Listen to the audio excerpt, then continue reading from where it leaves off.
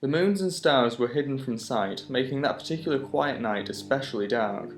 The town guard had to carry torches to make their rounds, but the man who came to call at my chapel carried no light with him. I came to learn that Morvarth Peakwine could see in the dark almost as well as in the light, an excellent talent considering his interests were exclusively nocturnal.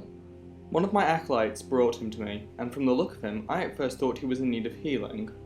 He was pale to the point of opalescence, with a face that looked like it had once been very handsome before some unspeakable suffering.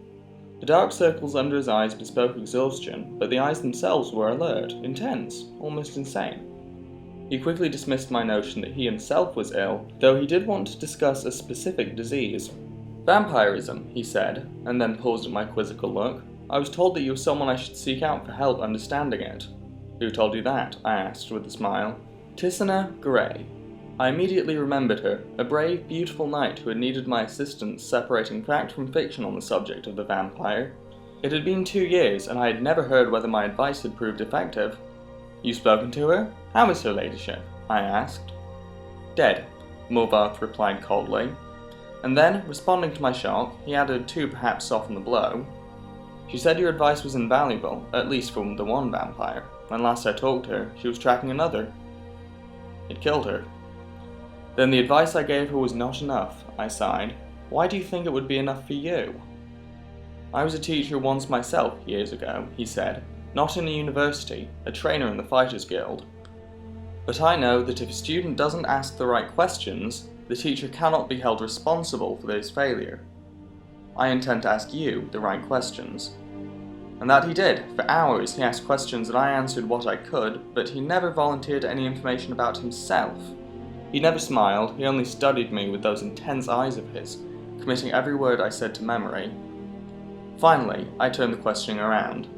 "You said you were a trainer at the Fighters Guild. Are you on an assignment from them?"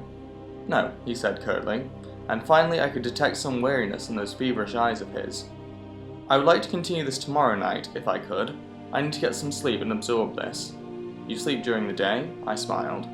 To my surprise, he returned the smile, though it was more of a grimace. "When tracking your prey, you adapt to the habits." The next day, he did return with some more questions, these ones very specific. He wanted to know about the vampires of eastern Skyrim. I told him about the most powerful tribe, the Volkihar clan. Paranoid and cruel, whose very breath could freeze their victims' blood in their veins. I explained to them how they lived beneath the ice of remote and haunted lakes, never venturing into the world of men, except to feed. Morvarth Peakwine listened carefully, and asked more questions into the night, until at last he was ready to leave. "I will not see you for a few days," he said, "but I will return and tell you how helpful your information has been." True to his word, the man returned to my chapel shortly after midnight 4 days later. There was a fresh scar on his cheek, but he was smiling with that grim but satisfied smile of his. "Your advice helped me very much," he said, "but you should know that Volkihar have an additional ability that you didn't mention. They can reach through the ice of their lakes without breaking it. It was quite a nasty surprise, and being grabbed from below without any warning." "How remarkable," I said with a laugh, "and terrifying. You're lucky you survived." "I don't believe in luck. I believe in knowledge and training. Your information helped me, and my skill at melee combat sealed the Bloodsucker's fate. I've never believed in weaponry of any kind. Too many unknowns. Even the best swordsmith has created a flawed blade. But you know what your body is capable of. I know when I can land 1,000 blows without losing my balance, provided I get the first strike." "The first strike," I murmured. "So you must never be surprised." "That is why I came to you," said Morvarth. "You know more than anyone alive about these monsters, and all their cursed varieties across the land. Now you must tell me about the vampires of Northern Valenwood." I did as he asked, but once again his questions taxed my knowledge. There were many tribes to cover: the Bonsamu, who were indistinguishable from the Bosmer except when seen by candlelight, the Kirillith, who could disintegrate into mist, the Akif, who swallowed men whole, the dread Telboth, who preyed on children, eventually taking their place in the family, waiting patiently for years before murdering them in all their unnatural hunger. Once again he bade me farewell, promising to return in a few weeks, and once again he returned as he said, just after midnight. This time Morvarth had no fresh scars, but he again had new information. "You were wrong about the Kirillith being unable to vaporize when pushed underwater," he said, patting my shoulder fondly.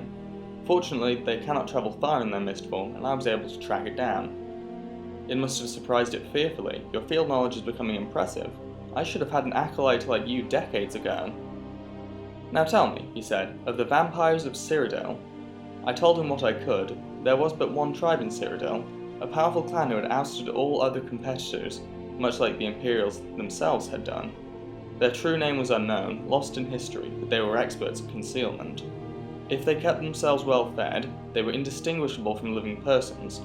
They were cultured, more civilized than vampires of the provinces, preferring to feed on victims while they were asleep.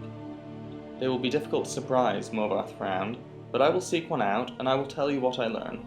And then you will tell me of the vampires of High Rock and Hammerfell and elsewhere, and Blackmarsh and Morrowind and the Sunset Isles, yes? I nodded, knowing then that this was a man on an eternal crusade. He wouldn't be satisfied with it, but the barest hint of how things were. He needed to know it all. He did not return for a month, and on the night that he did, I could see his frustration and despair. There were no lights burning in my chapel. I failed, he said, as I lit a candle. You were right, I could not find a single one. I brought the light up to my face and smiled. He was surprised, even stunned by the pallor of my flesh, the dark hunger in my ageless eyes, and the teeth.